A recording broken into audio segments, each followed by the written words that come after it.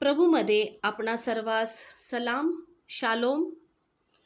आजच्या मननासाठी जो शास्त्रभाग निवडलेला आहे, नवीन करारातून इफिसकरास पत्र याचा 5वा अध्याय आणि 15 ते 17 ही वचनं आपण ऐकूयात. म्हणून अज्ञानासारखे नव्हे तर ज्ञानासारखे सभोवार नजर ठेवून जपून चाला. वेळेचा सदुपयोग करा, कारण दिवस वाईट आहेत. म्हणून तुम्ही मूर्खासारखे होऊ नका, तर प्रभूची इच्छा काय आहे हे समजून घ्या.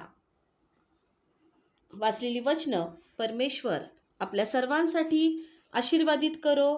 त्याच्या नावाला मान, सन्मान आणि गौरव युगानयुग असो. आजचा विषय जो आहे तो आहे प्रभूची इच्छा काय आहे हे समजून घ्या. आजच्या या जगामध्ये जीवन जगत असताना आम्हाला सर्वात प्रथम प्रभूची इच्छा काय आहे हे जाणून घेऊन त्याप्रमाणे आम्हाला चालणे अतिशय गरजेचं आहे. कारण आजच्या दिवसामध्ये जर आपण पाहिलं तर बरेच जण प्रभूला विसरून आपलं कामकाज अगदी नित्याने करत आहेत. आणि म्हणून संत पौल आम्हाला सांगत आहे की वेळेचा सदुपयोग करा आणि प्रभूची इच्छा काय आहे हे जाणून घ्या. मूर्खासारखे होऊ नका. अगदी परखड भाषेत आपल्याला संत पौल सांगत आहे. आणि म्हणून या गोष्टीनुसार आम्हाला आज पवित्र वचनातून समजून घ्यायचं आहे की नेमकी प्रभूची इच्छा आमच्यासाठी काय आहे आणि आम्हाला प्रभूची इच्छा जाणून त्याच्यानुसार आम्हाला कसं चालायचं आहे हे आम्हाला या वचनातून आज समजून घ्यायचं आहे. आणि म्हणून सर्वात पहिली गोष्ट आम्हाला करायची आहे ती म्हणजे आम्हाला प्रभूची इच्छा जाणून घेण्यासाठी चांगला वाटा निवडायचा आहे.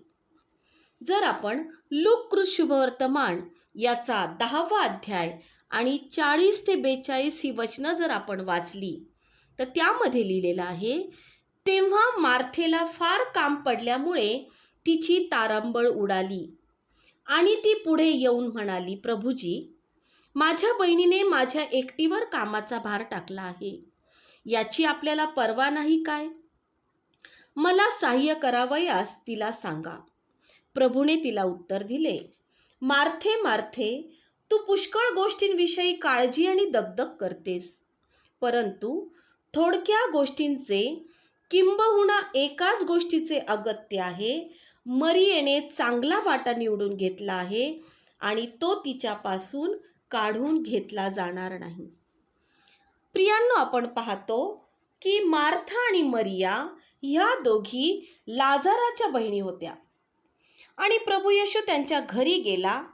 मार्थेने त्यांचं स्वागत केलेलं आपल्याला पाहायला मिळतं आणि मरिया प्रभूच्या चरणाजवळ जाऊन बसली आणि प्रभू जे काही शिकवत होता ते ती ऐकत राहिली.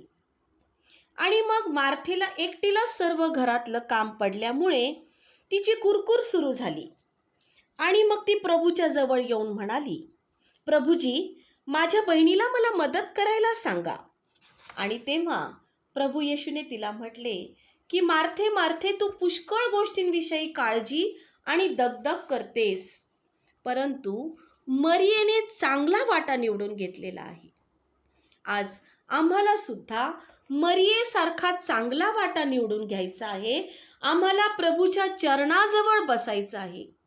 आजच्या आमच्या धावपळीच्या युगामध्ये आम्ही सकाळी उठल्यापासून आम्ही आमच्या घरकामामध्ये व्यस्त असतो. त्यानंतर आम्ही नोकरीला जातो आणि नोकरीवरून आल्यानंतर थकून भागून येतो, पुन्हा घरातलं काम, आणि मग ह्या गोष्टीमुळे आम्हाला प्रभूच्या चरणाजवळ बसायला पाहिजे तितका वेळ मिळत नाही प्रियांनो.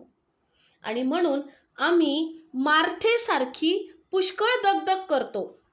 आम्हाला हे काम करायचंय, ते काम करायचंय आणि इकडे जायचंय, तिकडे जायचंय, अशा जगिक गोष्टींमध्ये आम्ही फार वेळ देतो परंतु आम्हाला प्रभूच्या चरणाजवळ बसण्यासाठी आम्हाला पाहिजे तेवढा वेळ आम्ही काढू शकत नाही आणि म्हणून आम्हाला चांगला वाटा निवडून घ्यायचा आहे.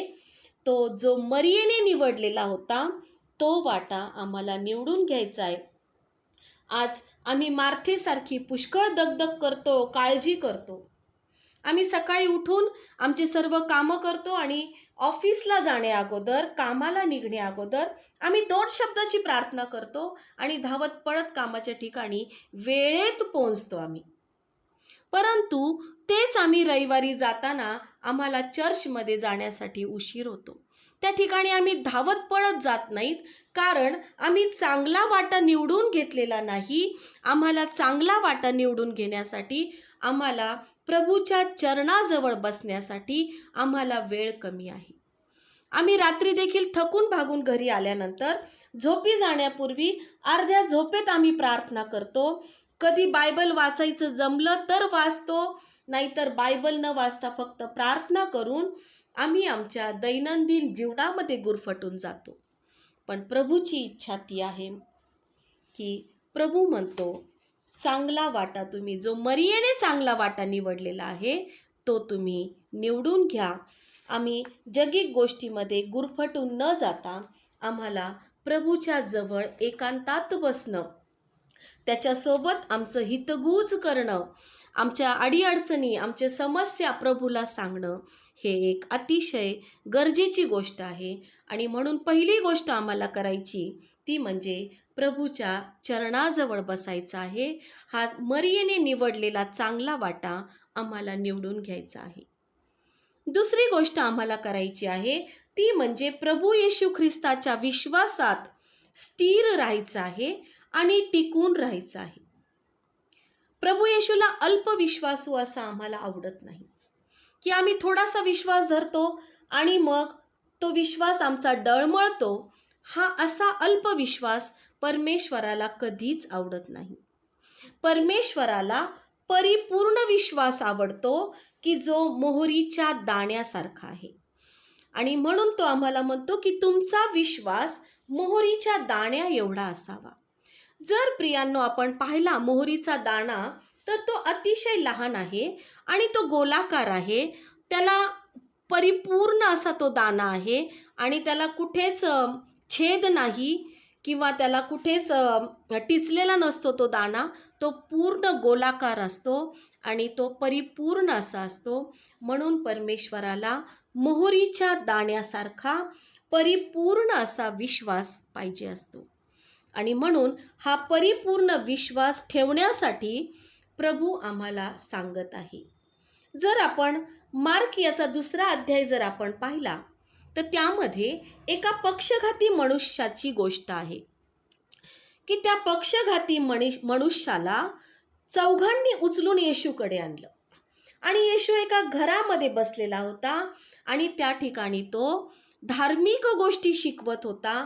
अनेक लोक त्या गर्दीमध्ये होते, अनेक आजारी होते, अनेक समस्यांनी ग्रासलेले होते आणि असे लोक त्या ठिकाणी येशूच्या मागे त्या गर्दीमध्ये आलेले होते. आणि येशू त्या घरामध्ये बसलेला असताना येशू त्यांना स्वर्गाच्या राज्याबद्दल शिकवत होता. त्या ठिकाणी एका पक्षघाती मनुष्याला आणण्यात आलं. तो पक्षघाती मनुष्य एका बाजेवर त्याला आणलं आणि 4 जणांनी ती बाज उचलून आणलेली होती. त्या घरामध्ये एवढी गर्दी होती की दरवाजातून त्या मनुष्याला, पक्षघाती मनुष्याला घरामध्ये आणणं अशक्य होतं. आणि अशा वेळेस येशू त्या ठिकाणी संदेश देत होता. बायबलवरचा किंवा ज्या स्वर्गाच्या गोष्टी आहेत, परमेश्वराच्या गोष्टी आहेत, त्या गोष्टींबद्दल तो शिकवत होता. आणि मग ह्या चौघांनी काय केलेलं आहे प्रियांनो, ह्या चौघांनी त्या पक्षघाती माणसाला त्या घराच्या वर चढवलं आणि संपूर्ण ते छप्पर उस्तरून काढलं. ते घरावरचे सर्व कौलं काढले आणि मग त्या बाजेला दोरी बांधून ती बाज अगदी त्या पक्षघाती मनुष्यासह त्यांनी येशूच्या समोर ती बाज सोडलेली आहे. आणि मग येशूला त्यांचा विश्वास पाहून आश्चर्य वाटलं आणि येशू त्या पक्षघाती मनुष्याला म्हणाला, तुझ्या पापांची क्षमा झालेली आहे. मी तुला सांगतो, उठ आणि आपली बाज उचलून घे आणि आपल्या घरी जा. ज्या चौघांनी ही खटपट केली त्यांचा विश्वास किती परिपूर्ण असा होता प्रियांनो. त्यांना माहीत होतं की हा पक्षघाती मनुष्य ज्यावेळेस येशू त्याच्यासाठी प्रार्थना करेल किंवा काहीतरी शब्द बोलेल तेव्हा तो पक्षघाती मनुष्य उठून चालायला लागेल. हा त्या चौघांचा परिपूर्ण विश्वास होता आणि म्हणून त्यांनी एवढा खटाटोप केला. किती अवघड अशी गोष्ट होती की तो पक्षघाती मनुष्य त्याला बाजेवर घेऊन त्या घरावर चढणं, त्या घरावरचं सर्व छप्पर उस्तरून काढणं, ते सर्व कौलं बाजूला काढणं आणि त्यानंतर त्यांनी ती बाज त्या पक्षघाती मनुष्यासह ती प्रभू येशूच्या समोर ती बाज सोडली, दोरी बांधून सोडली प्रियांनो. त्यांचा हा जो विश्वास होता तो विश्वास हा परिपूर्ण होता प्रियांनो. आज आम्ही विचार करू की जर त्या ठिकाणी आम्ही असतो तर आम्ही काय केलं असतं. कदाचित आम्ही ती गर्दी पाहून त्या पक्षघाती माणसाला पुन्हा आम्ही घरी नेऊन सोडलं असतं आणि म्हटलं असतं की नाही बाबा, तिथे फार गर्दी आहे आणि कसं काय येशूच्या तिथे जायचं, आणि येशूने कधी त्याच्यासाठी प्रार्थना केली असती. परंतु प्रियांनो, या चौघांनी जे कार्य केलं ते कार्य अतिशय वाखाणण्यासारखं आहे, उल्लेखनीय कार्य आहे. आणि हे कार्य जो करू शकतो की ज्याच्या ठाई परिपूर्ण विश्वास आहे. आणि हा परिपूर्ण विश्वास या चौघांमध्ये होता की ज्या चौघांनी त्या पक्षघाती मनुष्याला येशूच्या समोर आणलं आणि येशूने त्या मनुष्यासाठी प्रार्थना केली, शब्द उच्चारले की तुझ्या पापांची क्षमा झालेली आहे. त्याला जो काही तो पक्षघात झालेला होता त्याच्या पापामुळे तो आजार झालेला होता आणि प्रभूने त्याच्या पापाची क्षमा केली आणि त्याला सांगितलं की उठ आणि आपली बाज घेऊन तू चालू लाग. आणि तो तत्काळ आपली बाज उचलून चालू लागला, तो बरा झाला. प्रियांनो, आज आम्हाला प्रभूमध्ये टिकून राहणं अतिशय गरजेचं आहे. प्रभूच्या समीप जाताना ही खटपट करणं आम्हाला अतिशय गरजेचं आहे. आणि ही खटपट जी असते ती विश्वासाची खटपट असते. ज्यावेळेस आमच्यावर एखादा प्रसंग ओढावतो, आमच्यावर एखादी समस्या आमच्या जीवनामध्ये येते, ती समस्या सोडवताना आम्हाला प्रभूच्या समीप जाताना खटपट करावी लागते. परंतु आम्ही जगिक असताना आम्ही प्रभू पुढे जात नाही, आम्ही इतर मनुष्यांची मदत घेतो आणि इतर मनुष्यांच्या मदतीने आम्ही तो प्रश्न सोडवण्याचा प्रयत्न करतो. परंतु आम्हाला आज परमेश्वर शिकवत आहे की तुम्ही विश्वासात स्थिर व्हा, टिकून राहा आणि प्रभूच्या समीप जा. प्रभूची इच्छा काय आहे हे तुम्ही जाणून घ्या. तुमच्या जीवनामध्ये तो प्रसंग का ओढावलेला आहे, तुमच्या जीवनामध्ये ती समस्या का ओढावलेली आहे, आम्ही त्या समस्येमुळे आम्ही प्रभूच्या समीप जायला शिकलं पाहिजे.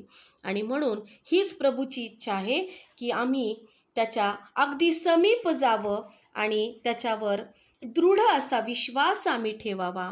मोहरीच्या दाण्यासारखा परिपूर्ण आम्ही त्याच्याशी विश्वास ठेवावा. हे प्रभू आज आम्हाला शिकवत आहे. पुढे तो आम्हाला शिकवत आहे तिसरी गोष्ट, अंधकाराची कामे टाकून प्रकाशाची शस्त्र सामग्री धारण करा. जर रोमकरास पत्र याचा 13वा अध्याय आणि 11 व 12 हे वचन जर आपण वाचलं तर त्यामध्ये आहे की प्रभू येशू ख्रिस्त अकस्मात येणार आहे, त्याचं येणं अतिशय जवळ असं झालेलं आहे आणि आम्हाला आमच्या प्रभूवर विश्वास ठेवला पाहिजे आणि आम्हाला आमचं तारण प्राप्त करून घ्यायचं आहे. जर देवाने आम्हाला पापक्षमा दिली तर ख्रिस्त येईल आणि आम्ही परिपूर्ण त्या तारणाचा अनुभव घेऊ. ज्यावेळेस येशू ख्रिस्त जेव्हा दुसऱ्यांदा येणार आहे तेव्हा आम्ही त्याची वाट पाहणार आहोत. आणि जर आम्हाला त्याची वाट पाहायची तर आम्हाला अंधकाराची कामे टाकून द्यायची आहेत. ही अंधकारातली कामे कोणती आहेत तर जगातील पापकर्म आहेत, त्यांचा आम्हाला त्याग करायचा आहे.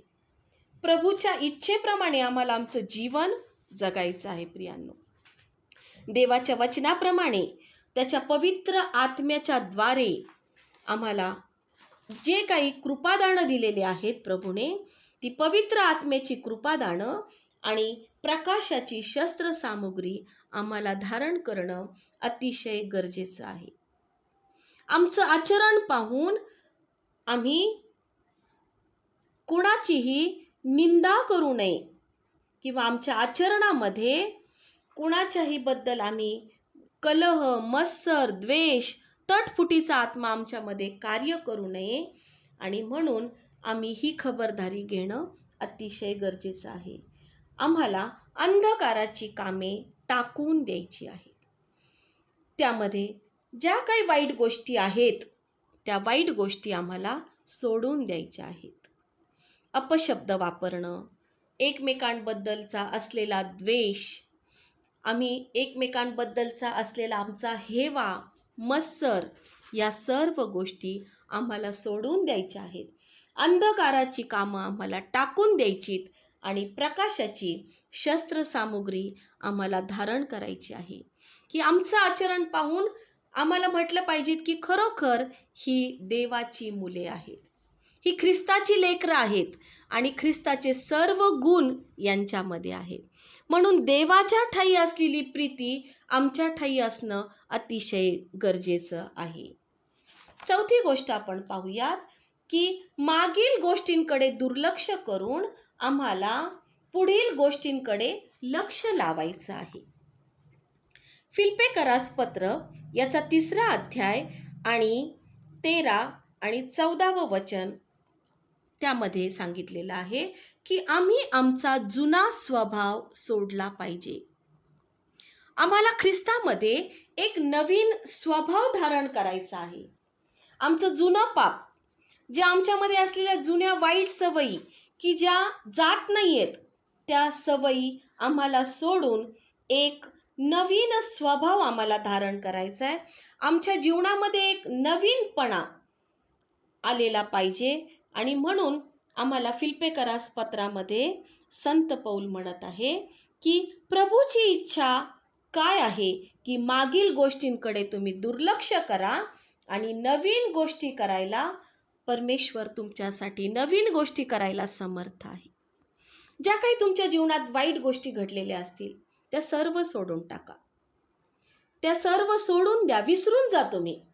आणि चांगल्या गोष्टींकडे आम्हाला लक्ष लावायला संत पौल सांगत आहोत. संत पौल जेव्हा हे सांगत आहे त्यावेळेस संत पौलाचं तारण होऊन जवळजवळ 30 वर्षाचा कालावधी लोटलेला आहे. आणि म्हणून तो म्हणत आहे की मी पूर्ण झालो असं म्हणत नाही आणि मी परिपूर्ण नाही, पण नम्रपणे आपण देवापुढे कबूल केलं पाहिजे. आणि म्हणून ख्रिस्ताच्या स्वभावाचं संत पौलाला व्हायचं आहे. आणि म्हणून तो म्हणत आहे की मागील गोष्टी, जुना स्वभाव सोडून द्यायचा आणि नवीन स्वभाव धारण करायला संत पौल आम्हाला शिकवत आहे. आज आम्हाला ख्रिस्ताचा स्वभाव परिधान करायचा आहे. ख्रिस्ताचा स्वभाव परिधान करणं खूप अवघड आहे, खूप कठीण अशी ती गोष्ट आहे. परंतु आपण हळूहळू प्रयत्न करायला काही एक हरकत नाही.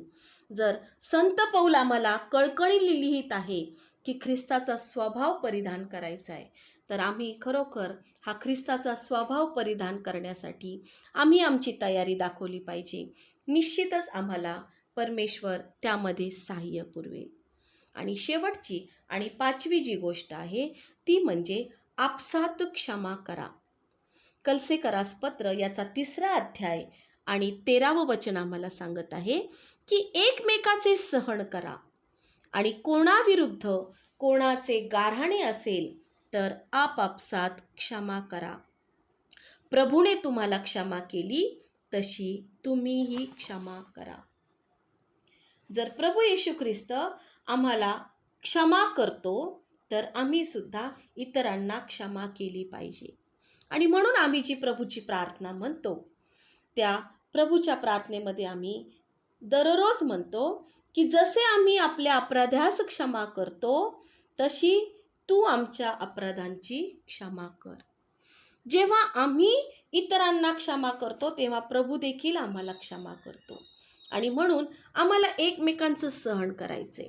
आम्ही ख्रिस्तामध्ये बंधू भगिनी आहोत आणि म्हणून प्रभू आम्हाला शिकवत आहे की तुम्ही एकमेकांचे सहन करा आणि कोणाचे काही एकमेकांबद्दल गाऱ्हाणे असेल तर आम्हाला आपसामध्ये क्षमा करायची आहे. बऱ्याच वेळेस आम्ही असं काही करतो प्रियांनो की आम्ही म्हणतो एखाद्याला मी कधीच क्षमा करणार नाही, मी मरेन पण त्याला क्षमा करणार नाही, मी त्याचं तोंड सुद्धा पाहणार नाही. परंतु आम्हाला असं परमेश्वर शिकवत नाही, तर प्रभू आम्हाला शिकवत आहे की तुम्ही एकमेकांना क्षमा करा. वचन आम्हाला सांगत आहे की जेव्हा तू चर्चमध्ये दानार्पणामध्ये दान टाकशील त्या अगोदर तू आपल्या भावाशी समेट कर. आणि म्हणून संत पौल कलसेकरास पत्रामध्ये 3 अध्यायात आपल्याला सांगत आहे की जुन्या स्वभावाचे असलेले आचरण, हे घाणेरडे जे वस्त्र आहे ते काढून टाका आणि नवीन स्वभावाचे ख्रिस्ताप्रमाणे असलेले आचरण असे हे वस्त्र तुम्ही धारण करा. कारण आपण देवाचे पवित्र लोक आहोत. देव आपल्यावर प्रीती करतो म्हणून ख्रिस्ताचे गुण आम्हाला धारण करायचे आहेत. ख्रिस्तासारखं आम्हाला करुणायुक्त हृदय पाहिजे. त्याच्यासारखी ममता, सौम्यता, लीनता, सहनशीलता ही आम्हाला धारण करायची आहे. आम्हाला एकमेकांचं सहन करायचं आहे आणि आपसात आम्हाला क्षमा करायची आहे. प्रियांनो, आज खरोखर प्रभूची इच्छा आमच्यासाठी हीच आहे. आणि म्हणून जे आपण इफिस्करास पत्र याचा सुरुवातीलाच आपण 5व्या अध्यायातलं 15 आणि 17 हे जे वचनं वाचले त्यामध्ये प्रभू आम्हाला सांगत आहे की वेळेचा सदुपयोग करा कारण दिवस वाईट आहेत. आणि म्हणून तुम्ही मूर्खासारखे होऊ नका, तर प्रभूची इच्छा काय आहे हे तुम्ही समजून घ्या. प्रभूची इच्छा हेच आहे की त्याच्या चरणाजवळ बसा, मरियेसारखा चांगला वाटा तुम्ही निवडून घ्या आणि प्रभूच्या समीप जा. त्याच्या विश्वासामध्ये स्थिर आणि टिकून राहा. परिपूर्ण विश्वास त्याला आपला ठाऊक आहे. अंधकाराची कामं आम्ही टाकून देऊन प्रकाशाची शस्त्रसामुग्री आम्हाला धारण करायची आहे. आणि मागील ज्या गोष्टी आहेत त्यांच्याकडे दुर्लक्ष करून आम्हाला पुढील गोष्टींकडे लक्ष लावून ख्रिस्ताचा स्वभाव आम्हाला परिधान करायचा आहे. आणि शेवटची गोष्ट म्हणजे आम्हाला आपसात क्षमा करायची आहे. एकमेकांचं सहन करून आम्हाला आपसात क्षमा करायची आहे. हीच प्रभूची इच्छा आहे. आपण यावेळेस आपले नेत्र बंद करू आणि आपण प्रार्थनेमध्ये जाऊया. स्वर्गीच्या देवा, आम्ही तुला धन्यवाद देतो, तुझी स्तुती करतो. आजच्या वचनातून प्रभू तू आमच्या संगती बोललास त्याबद्दल प्रभू तुला धन्यवाद देत आहे. प्रभू, खरोखर आम्ही वेळेचा सदुपयोग करावा, मूर्खासारखं आम्ही होऊ नये प्रभू.